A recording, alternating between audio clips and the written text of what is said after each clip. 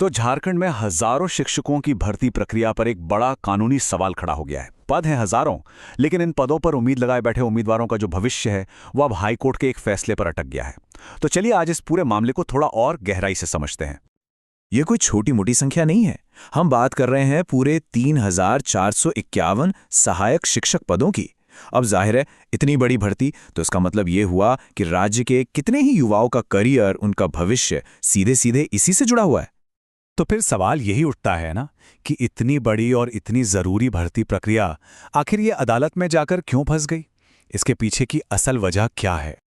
अच्छा, इस पूरे मामले को समझने के लिए ना सबसे पहले ये जानना जरूरी है कि जो याचिकाकर्ता हैं, मतलब कि जो नौकरी के उम्मीदवार हैं, उनकी असल मांग क्या है? वो आखिर कोर्ट क्यों गए? तो देखिए, मामले की जड़ में है एक परीक्षा। याचिकाकर्ता पावेल कुमार और दूसरे उम्मीदवारों का कहना यह है कि भर्ती के विज्ञापन में एक शर्त है, और वो शर्त है झारखंड शिक्षक पात्रता परीक्षा, जिसे हम जेटेट कहते हैं, उसे पास करना। अब असली पेच यहीं पर है।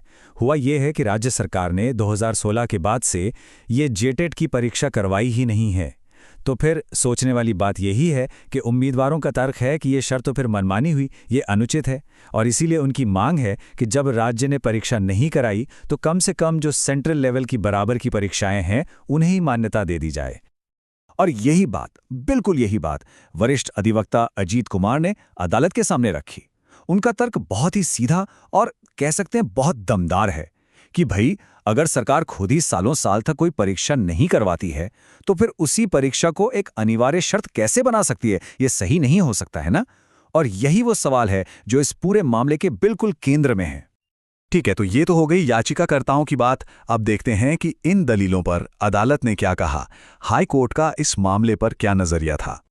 यहां पर आकर ना दोनों पक्षों के बीच एक सीधा टकराव सा दिखता है। देखिए, एक तरफ थे याचिकाकर्ता जो चाहते थे कि भर्ती प्रक्रिया पर फौरन, मतलब तुरंत, रोक लगा दी जाए, लेकिन दूसरी तरफ था हाई कोर्ट, जिसका यह मानना था कि अभी इस स्टेज पर इस मामले में दखल देना ठीक नहीं होगा। तो सवाल यह है कि कोर्ट ने ऐसा क्यों कहा। देखिए, चीफ जस्टिस एम.एस. सोनक और जस्टिस राजेश शंकर की बेंच ने अपने फैसले के पीछे कुछ बड़े कारण बताए। सबसे पहला और सबसे बड़ा कारण यह था कि ये जो पूरी भर्ती प्रक्रिया है ना, ये पहले से ही सुप्रीम कोर्ट की निगरानी में चल रही है। तो ऐसे में अगर हाई कोर्ट इस पर रोक लगाता तो ये एक तरह से सुप्रीम कोर्ट के काम में दखल देने जैसा होता। हाँ, कोर्ट ने इस बात को माना कि 2016 से जेटीईटी की परीक्षा नहीं हुई है, ये बात सही है, लेकिन साथ ही कोर्ट ने यह भी बताया कि इससे पहले एक सिंगल बेंच ने जो रोक लगाई थी उसे बदला जा चुका था और उस बदलाव को किसी ने चुनौती भी नहीं दी थी। तो फिर कुल मिलाके इस सुनवाई से निकला क्या, और अब ये मामला आगे किस तरफ जाएगा?